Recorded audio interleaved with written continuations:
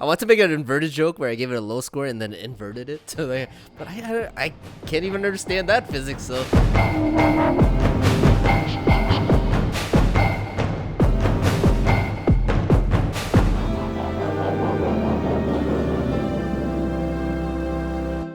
Welcome to Athan on Action. I'm your host, Athan Bowd. I'm joined here by Peter. And today, we're going to cover Tenet. Hopefully, you saw our fight scene that we released. If not, I'll provide a link in the description. But let's jump to it. Tenet was directed by Christopher Nolan. Cinematography by Hoyt van Hoytema. No second unit director, as we all know. Stunt coordinator is George Cottle and Amar Shetty. Fight coordinators are Jackson Spidell. Or fight coordinator, I should say. He's actually John Wick's stunt double in the John Wick movies. Nice, really. Yeah, and makes an appearance in one of the fights. Awesome. Can't wait for you to point him out. First thing we're going to break down is the Opera House Siege. John David Washington plays the protagonist, a CIA agent. He leads a small team in an undercover mission in Ukraine. A group of terrorists take an opera house hostage. The protagonist attempts to rescue an undercover agent. Things get more difficult when the local SWAT teams start planting bombs. What's going on? So really good tension building kind of to start off the scene before any of the action kind of kicks off. I really like the, just those opening shots and just the music building up. I really enjoyed the music in this. Ludwig Göransson, I believe. Yes. Is the new, kind of new composer for Nolan. And it's a nice change of pace from Hans Zimmer. I actually like him better than Hans Zimmer, to be honest. I'm putting it out there right now. Like shorter, resume, but yeah, really enjoy his stuff that he's got out there so far. Not to say that Hans Zimmer's music is bad. It's just him and Nolan's collaboration kind of got played out eventually. Mm-hmm. Yeah, we needed something new. New blood. Yeah. With the Nolan movies, I've always kind of felt any kind of like shootout scenes or anytime there's any kind of gun usage. Okay. I've never felt any kind of like excitement, any of the intensity. There's never been a wow factor to me. I get what you're saying. Yeah. Like, I do agree with you. Generally, his gunplay is not that exciting, but I actually thought it was pretty exciting in this one. In this opening? In this opening scene. They added things to it, like stakes are higher. For example, the passed out audience members. Mm-hmm. That is just so visually interesting. Oh, yeah. But it's almost comical when you watch it where they're stepping over like passed out people and getting shot at. Like, how many people got killed? I know. In their sleep. They have no idea what's going on around them. There's like dead bodies laying next to them. I really like his number 2 guy, his right-hand man guy. The Asian guy? Half Asian guy. Yeah, I looked him Asian. up. His name is Richard Cirillo Coe. Okay. Well, he's only in the opening, right? He never shows up again, or he's a CIA. Yeah, the whole team gets killed, I guess. yeah, right? he's the guy that before dying gives him that pill to swallow. Yeah. But there was such a presence to him. Maybe it's because he looks like Joseph Gordon-Levitt a little bit. Maybe we're a little biased. Maybe. Yeah, because he's half Asian. He stands out right away for us. So. This set piece, the Opera House, has become one of my favorite Nolan set pieces. Really? Top 3. Okay. I'll name them. First, Already? no, I'll name them. I'll name them. Like, number 1 set piece of all of Nolan's work would be the Bane heist, the plane heist in Dark Knight Rises. Number 3? Okay. Like, yeah, Dark Knight Rises. That's number 1. Oh, like, number that's my 1. Favorite. That's my favorite. Wow. Okay. Favorite. Number 2, I'm going to go with Interstellar, No Time for Caution, docking sequence. Docking sequence, right? Yeah.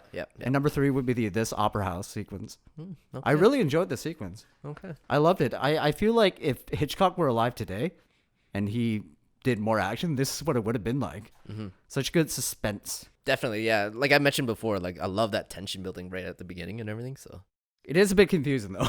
Yeah, I'll be honest. Yeah, took me a few tries to like work out the kinks as to what's happening. Yeah. What's your take on it? What do you think? Or do you want me to just tell you? As far as like what's actually happening? Yeah, like whose side? So I kind of get it. So I didn't know that guy was just like an undercover agent that he's trying to save at the beginning. So I got that on this rewatch. On my first initial viewing, I was like, who is he trying to save? Who is this guy? But then everything afterwards, like I don't know who's on whose team. Like I know he's faking being one of the SWAT guys, right? Yeah. So obviously, but who are these SWAT guys and why are they planting bombs everywhere? So okay, so his CIA team are working for like another spy team under Ukraine. Okay. and they have their own agenda. But then his team, they're trying to get their guy out of there. But then what happens is members of the SWAT team are infiltrated by Sator's team. Right. Okay. So, there's that is Sator's team. members of Sator's guys are undercover on the SWAT team, and those are the guys planting bombs. So who are the initial terrorists that take over the opera house? That's the confusing part. Do we know? No, they never say. Oh, come on.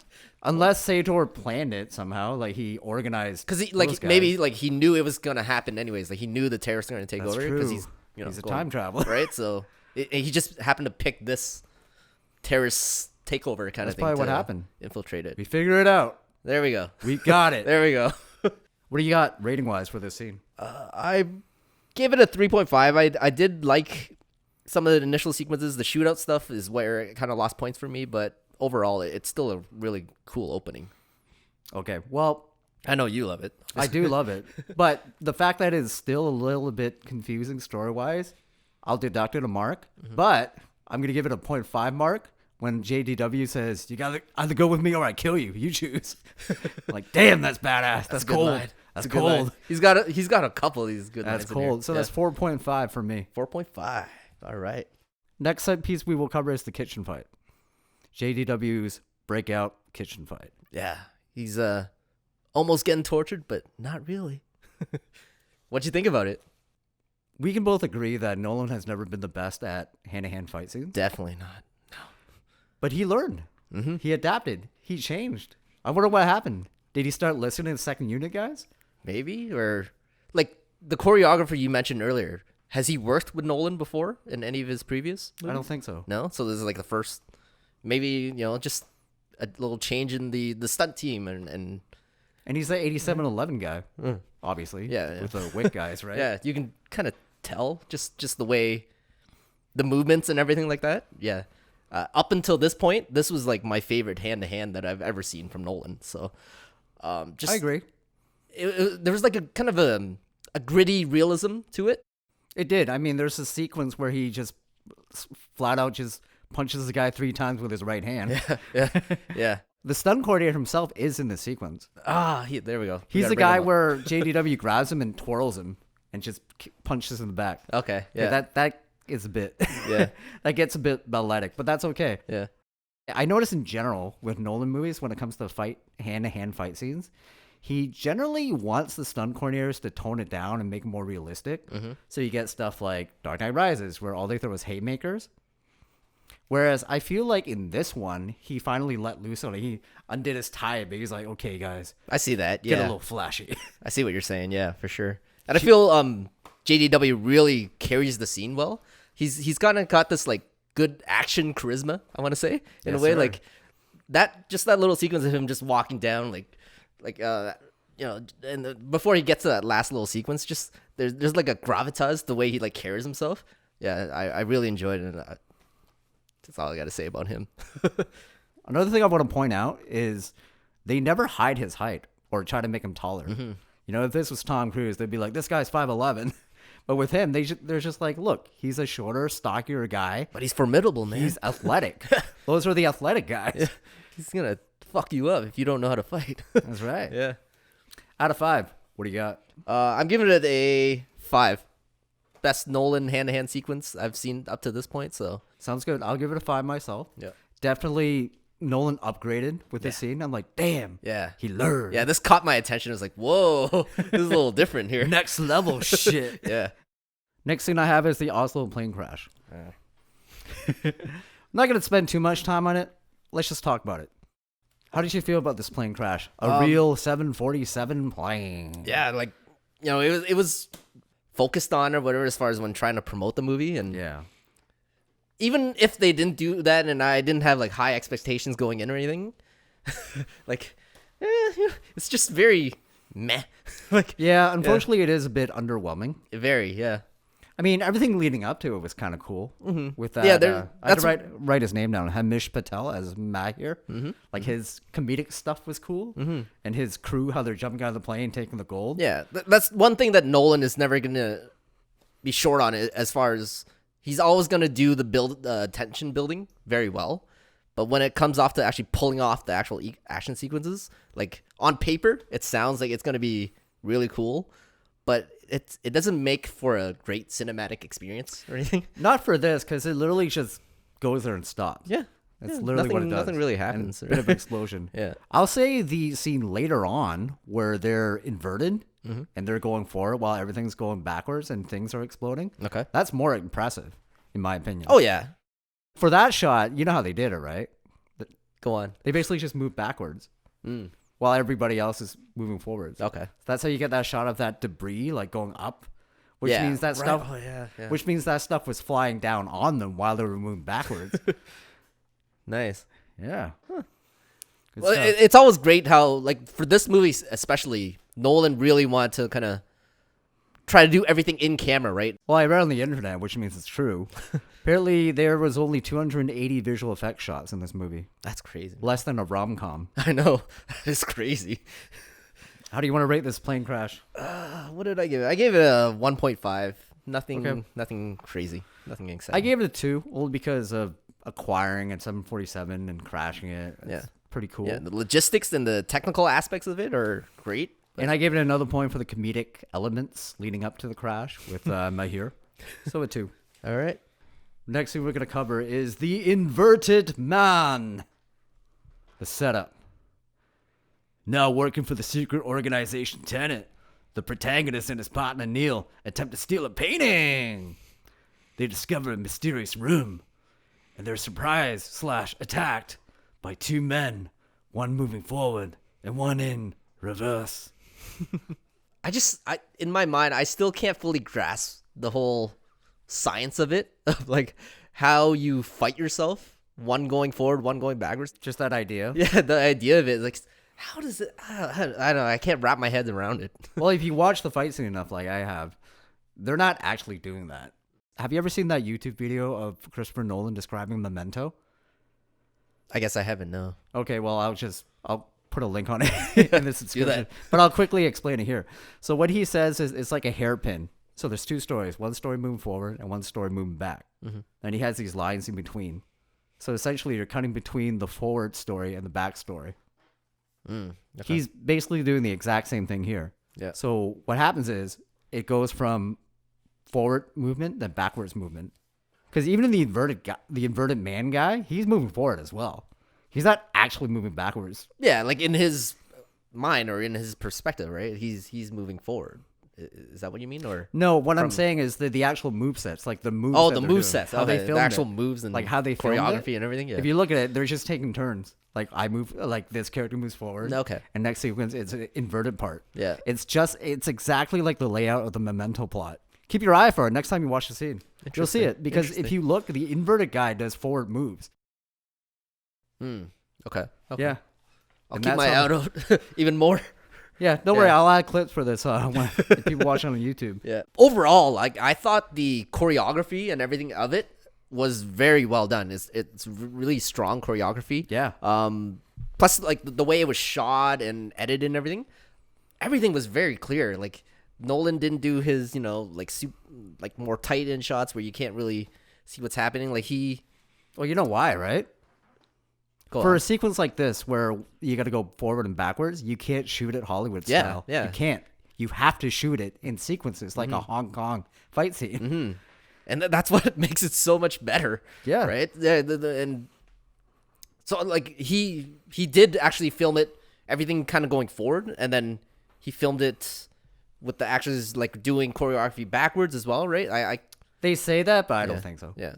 I don't think so. It'd be hard to really. They say that, Yeah. but like as a blanket term, but really they basically did what we did when we did the inverted fight scene, where certain sequences we had to act out in reverse. Yeah.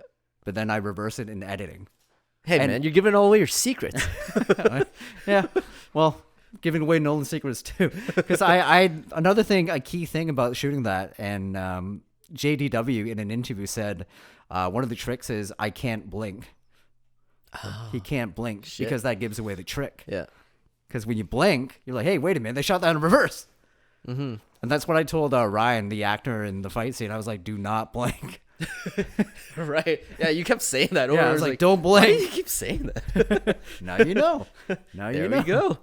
Yeah, like and to go more along with the Hong Kong way of shooting it, like also the way they edited it and everything, like it was cut together, like They have to. yeah, they You had to do can't. it that way. That you really have to like let it linger and let everyone see what's really fully happening so they can get a better understanding of what every movement means, kind of, right? So I like this little trick they did, or kind of like a creepy thing they did to give it that David Lynch vibe.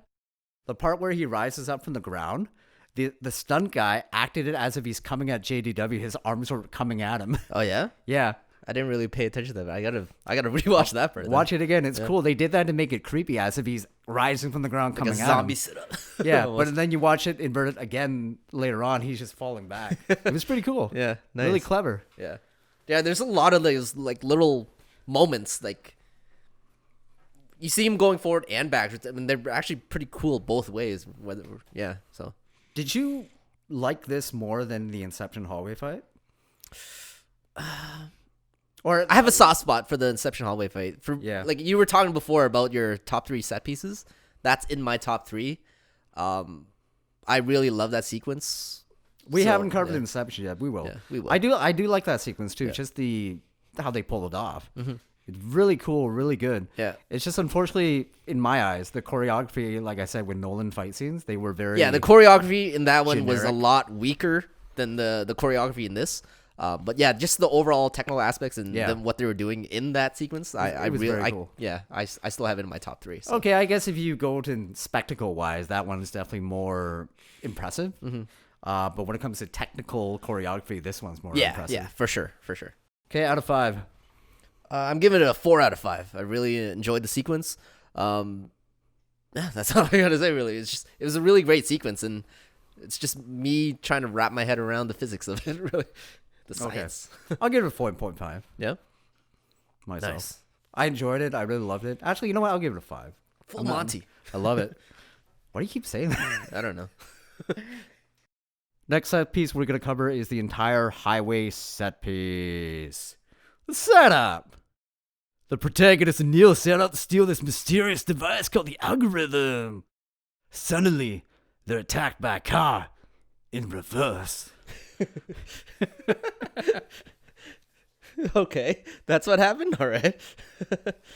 Before we get into the scene, like I just want to kind of like bring out it was really cool how in the kind of behind the scenes stuff, they kind of like created like an Expendables team of like the best stunt drivers and like drivers in the world. It's like the real life Fast and the Furious. Yeah, exactly.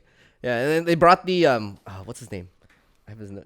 Jim Wilkie, who famously did the truck flip for Joker's truck flip in the Dark Knight. So I can imagine Nolan behind the scenes like, we need a team. And the guy stepping in is like, I can drive anything. Speaking of team, I actually really like the team that they hired for the heist itself. Mm-hmm. Like all those guys had really like strong facial features. Oh yeah. And they had their comedic moments when they squished the truck, and they're like, ha ha ha ha ha. I really like those guys. So I was kind of sad how they just disappeared. Yeah, they didn't come back at all, eh? No, you figured they'd help them because they're not working for Sador. So when they're being attacked by the inverted car, you think they'd be like, hey, they're paying us. We should help. Who were they again? Are they guys that like Neil hired? So like they might be also like from the going. Are they inverted time guys? cops? Yeah, time cops. The time cops? Time caps. No, I think there's just random guys that Neil hired, and maybe once it was pulled off, they just kind of left. Yeah, but I was hoping they joined the fray because I like those guys. Yeah. I gotta say though, that initial heist sequence like with the truck, worst security detail ever. Like you got all these cars pulling around you. They're so obviously boxing you in, and they're just like driving nonchalantly. Yeah, like it's normal. No red flags going off. No like, hey, we need a little backup here. Like nothing at all. They're just letting everything happen. It's like the easiest heist ever. I wasn't really that impressed with this heist. No, I wasn't. So. The idea is cool. Idea's cool, yeah. Maybe it's the way it's cut together or the way it's shot or something. It just didn't really work for me personally. Mm-hmm. Yeah.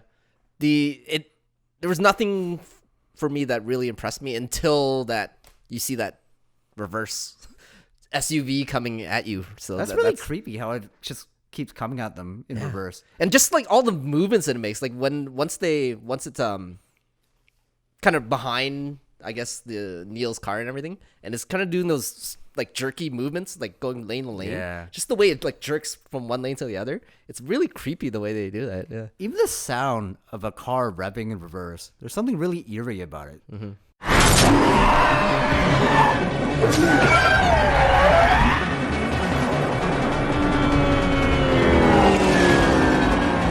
You know? Yeah. Absolutely. Yeah. Now, did you get this scene at all? No. I don't know really. So Sator at this point is now inverted. He's going back, right? And then he jumps into another car.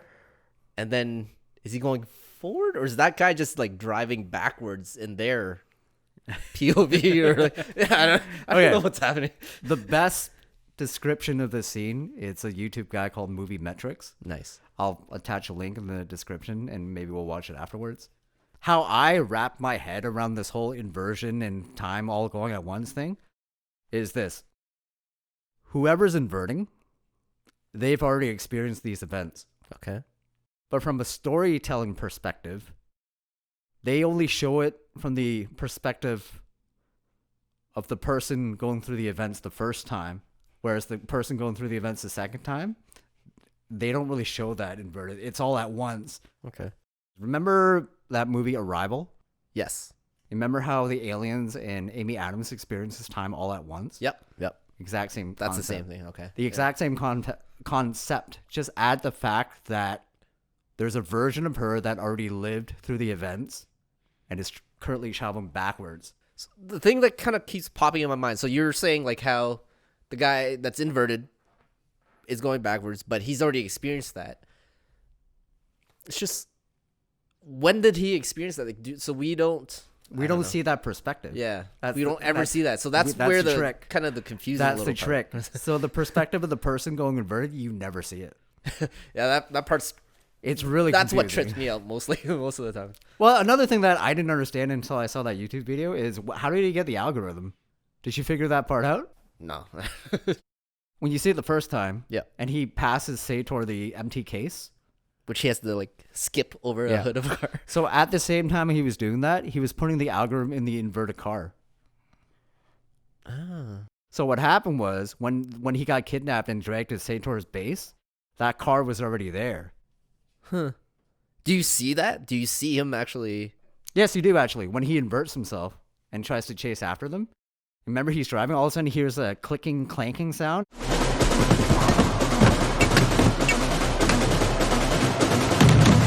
He looks behind in the backseat. It's the algorithm. It's like, how did I get here? Yeah. And then because it's in reverse, it sees him passing it to his moving forward self. Okay. Yeah. So that's why Sator was like, "You made me shoot her for nothing," because he essentially already delivered it to him. It was in that car at Sator's base. Man, puzzle. It's crazy. To watch this like 5 times to really to get everything. Yep. I hated this movie the first 2 times. Yeah, to be honest. I didn't like it the first time. This second time, I've only seen the action sequences. I didn't really like it until like the 3rd and 4th time, where like, okay, I get what's going on. So let's talk about the Time Cops, led by Aaron Taylor Johnson. Time Cops. Aaron Taylor Johnson. So they're Tenet, right? I really don't know their whole where they came in and everything. So I'm gonna assume they're. You gotta explain that to me. My understanding is that they're part of the Tenet team. They're all working on the same umbrella. Neil and him are not in the same organization. They are. They are. Yes. But he's more like militarized, and Neil's like more CIA, like you know, and the protagonist special ops kind of thing. Protagonist is the head of the entire operation, just in the future. Yeah, because the entire movie is a temporal pincer. So what's the like? Why does he not have a name? What's Nolan explained it on that podcast, Happy, Sad, Confused, but I didn't really listen. Maybe I'll listen to it again. I don't get the meaning of why he's not given a name. I was hoping it was going to be Cobb. Again. Third time's the charm. Well, yeah, you really helped me kind of understand a little bit more about it. Some awesome visuals. Initial heist was pretty easy, easiest heist ever. Yeah. The part where he saves Kat by jumping into that next car, I thought that was really well done. Yeah, that was pretty cool. Yeah. And also, maybe because I'm an independent filmmaker myself, but how he stopped the car, and you know how the car was about to crash and it just stops?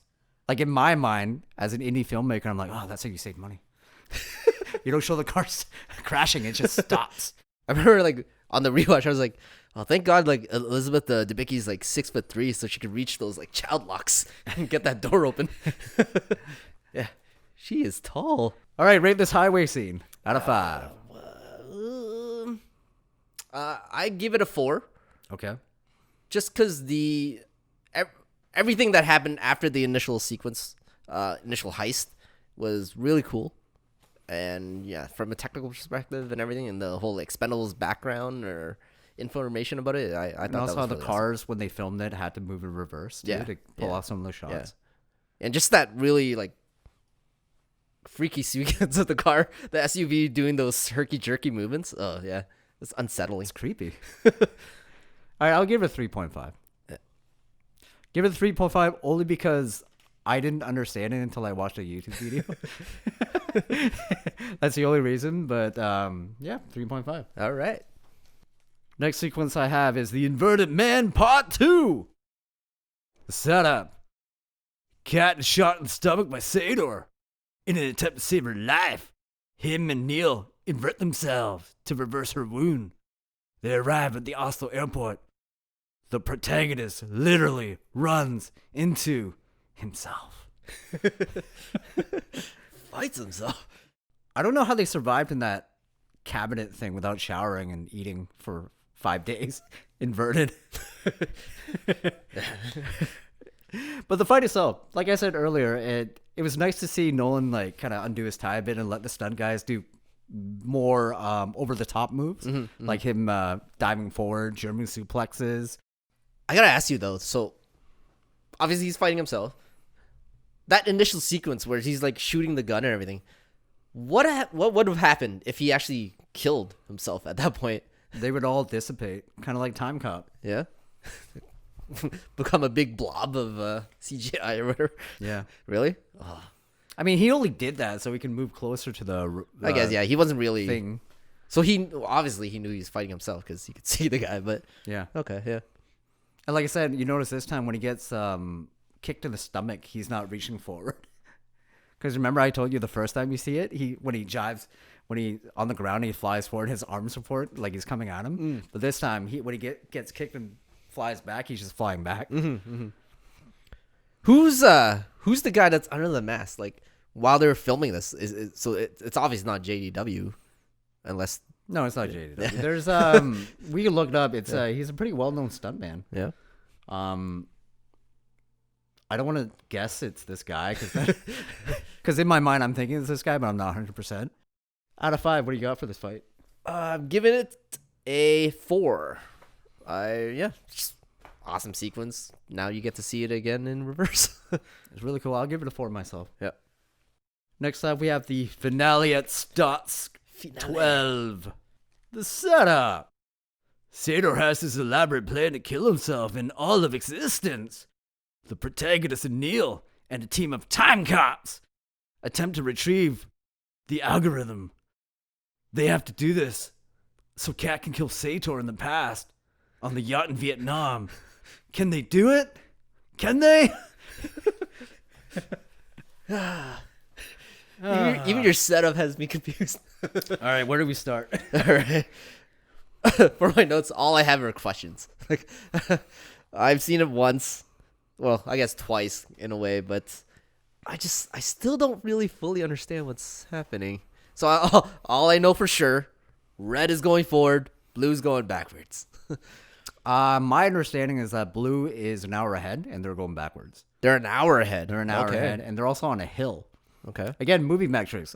I'll attach the description. They made a pretty good description of what's going on. Yeah. So they're on a hill, and they're going backwards, and their plan is to trick Sator into thinking that they failed. Okay, so that was I was trying to figure out what the end game and like what their actual purpose was to have to like do these two different timelines at the same time. So That's why before they ran into the tunnel, yeah, that's why when Aaron Taylor Johnson saw those guys, and he's like, if they see us, it's all for nothing, because then they would report back to Sador, right? Okay. So that's why they had needed that distraction where they blow up a building top and bottom. So in the sequence, for me, like you kind of see them right at the beginning, but like the enemies are very rarely shown. Yep, and I agree. It felt almost like the overall sequence felt like almost like a really advanced training sequence. It felt like they were shooting at no one. Yeah, it felt like they were shooting at no one the whole time. And there's just things going off around them. It's like a big elaborate training sequence. Yeah, it's also because like the uniform of the bad guys is like white silverish, so it kind of blends in the sand environment. They're very camouflaged, so you don't really see them. Yeah. Let's talk about Cat. Let's talk about That her killing. You have thoughts? I know you do. It's very comical the way she's like, she is like a Home Alone sequence. She's like setting up all these traps for him to like fall in.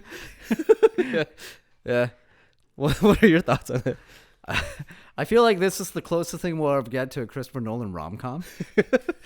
Really dark rom-com. Really dark. It's where it's almost like kind of like one of those old school British comedies, but like Agatha Christie stuff, but like the comedic version of it.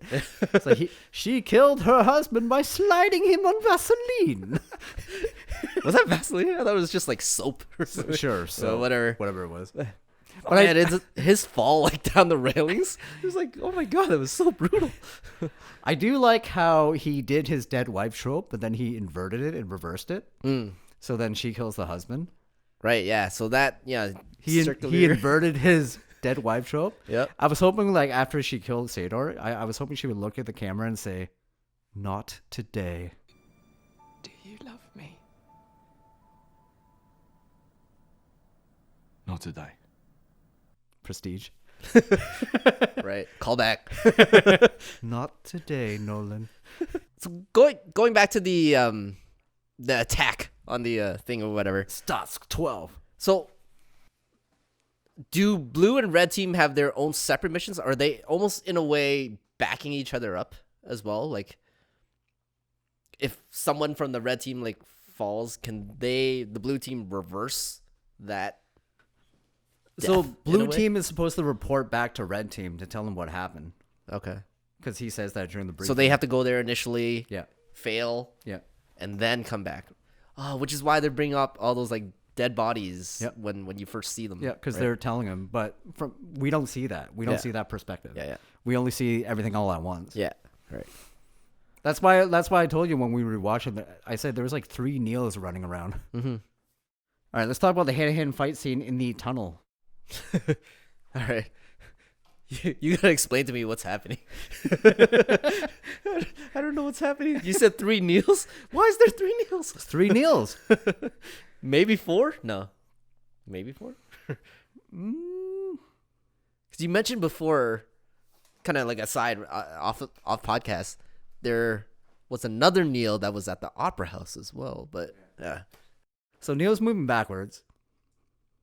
Then he sees that guy planting the bombs, the trap for the protagonist. Opera? Or no, not Opera House. Stalsk 12. Okay. And then he inverts himself and he tries to warn the protagonist. Now you got to remember, when they stepped into that turntable, they both come out at the same time. Like the inverted person and the guy moving forward. Yeah. They're both existing in the same time. Okay. So that's why I said when he was coming down, you see the truck going forward. I was like, that's Neil. Yes. Okay, I knew that was Neil. Well, yeah. Well, I knew once you told me. Neil experiences the entire event, like everything that happened. Yeah. Right? But during that time, he inverted himself twice. So he knows what's going to happen, and he's the one that pulls him out of that hole. Yeah. Knowing what happened, he tells Eves everything that happened. How he's like, there's going to be a locked door down there. You need someone to open that locked door, and it's going to be me. So he inverts himself again. Okay. Yeah, one last time Okay. to go down there to get killed. Okay. But like I said, that's his perspective. But from our perspective, it's just like 3 or 4 Neils running around. And if you really want to trip yourself out, the opera sequence is happening at the very same time, or the same day at least, and there's another Neil there. The morning of. Yeah, there's another Neil there, but at the same time, there's another protagonist there too. Oh my god. All right, I totally understand it now. Yeah, I'm just gonna get that. Wow. But I gotta say, seeing him when they're like fighting for the string to that bomb thing, it's like, what happened, Nolan? You knew how to film fight scenes. All of a sudden, it turned into like reverted back. It turned into like Batman Begins. He got lazy. He's like, we're at the end. We'll just do this. Well, I guess it didn't really require them to shoot in the sequence, right? It was just a fight scene to them, so they're like, let's get it done with. And also, we got to talk about the goon falling in the hole.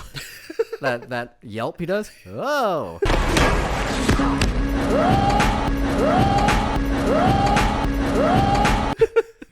Yeah, that was funny. That was some Looney Tunes shit, kind of in a way. It's like something out of Simpsons. It's like, hey, Or like Austin Powers. Oh, I'm still down here. Out of 5, how do you rate this? I want to make an inverted joke where I gave it a low score and then inverted it to like, but I can't even understand that physics. So I'll just go right in the middle and say 3. Okay. Yeah. I'll give it a 2.5. 2.5. Okay.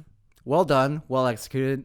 It's insane if you think about it. It's basically a fight against time, but it's still very difficult to understand. Like the logistics of it, like trying to pull it off and everything, like filming it wise and everything like that just kind of blows my mind. But at the end of the day, it's still pretty difficult to comprehend what's actually happening. Oh, so yeah. for that, I deducted it and gave it a 2.5. Okay, next up we got Rate Our Hero. Protagonist. What's your rating for him? I'm gonna give him a 3.5. Okay. I did not feel a strong connection to the character himself. Just obviously, like he doesn't even have a name or anything like that. Yeah. And what do you know about him? He wants to save the world and he's willing to die for it. That's all you know about him, really. But JDW, John David Washington, really kind of great role for him. I see a bright future. He's got the genes for it and everything. So he did what he could. Can't with wait the to see role. what he does next. I think he did what he could with the role because there wasn't much. No, there's backstory to it. Yeah, it's So I'll give him a 3. So a point for his athleticism, another point for his charisma, and the third point for him crying when he found out his team died. okay. All right. It's got that empathy and that action. Next up, Rate Our Villain, Sador. Sator. What did you give him? I gave him a 4. 4, eh? Okay.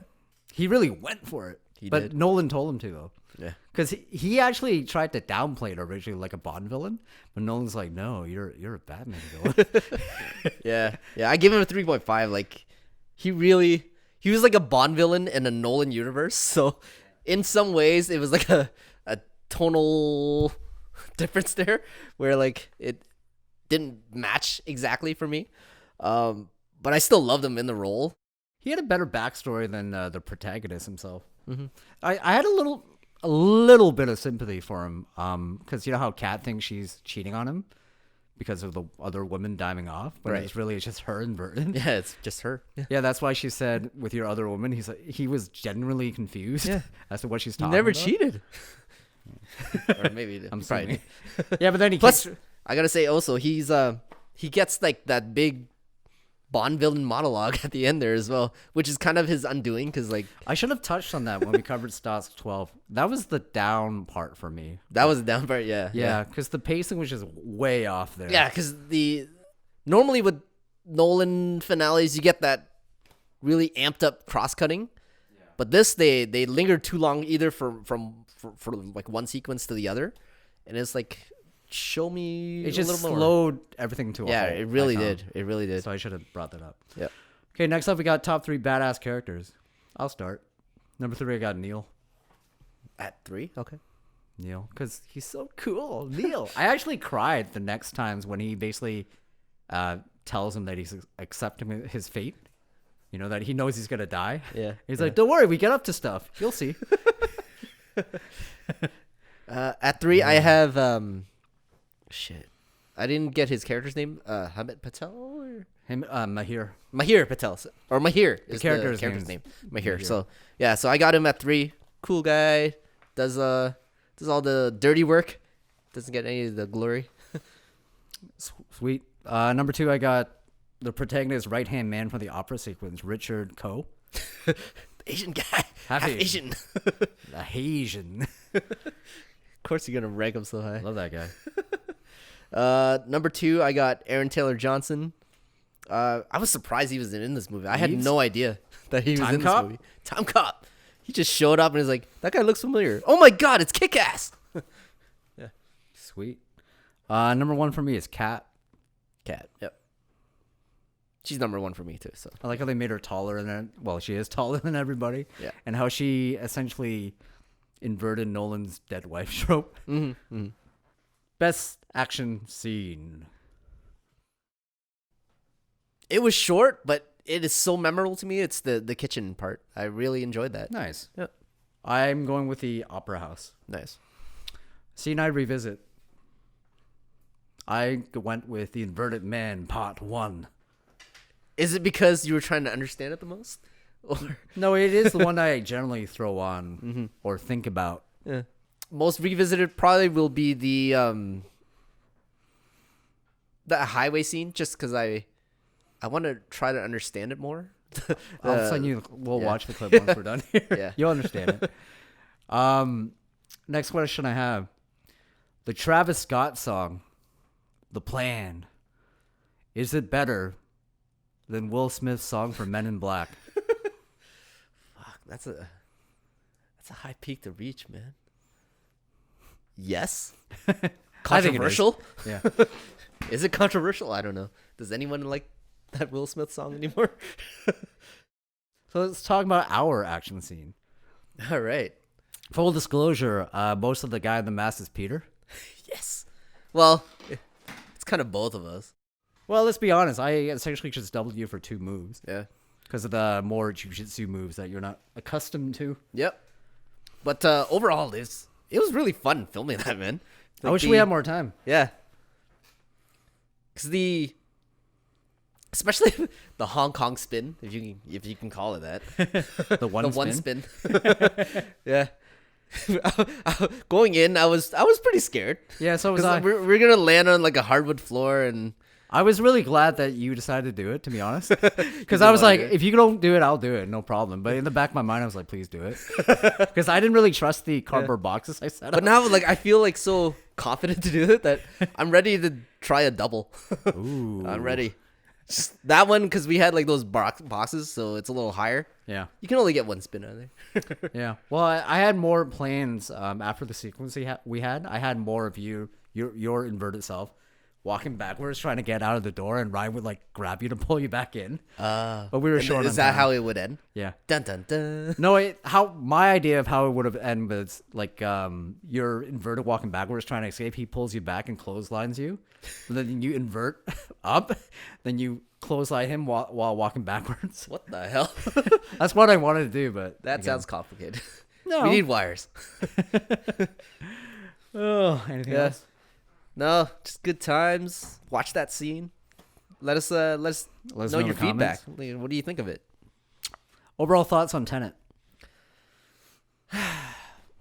It's a complicated movie. Like, It is. I want to like it's one of those movies where like I really want to enjoy this and I feel like I should like it, but I'm not getting the enjoyment.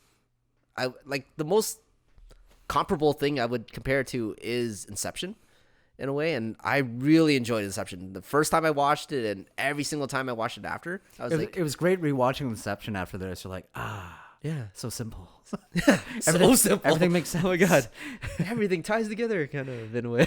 Well, like I But- told you, the first 2 times I didn't like it because I had my own theories and they were wrong. It was the 3rd and 4th where I finally understood what's going on. Mm-hmm. It's basically, like I said, whoever's inverting, you don't see their perspective, who lived through these events first.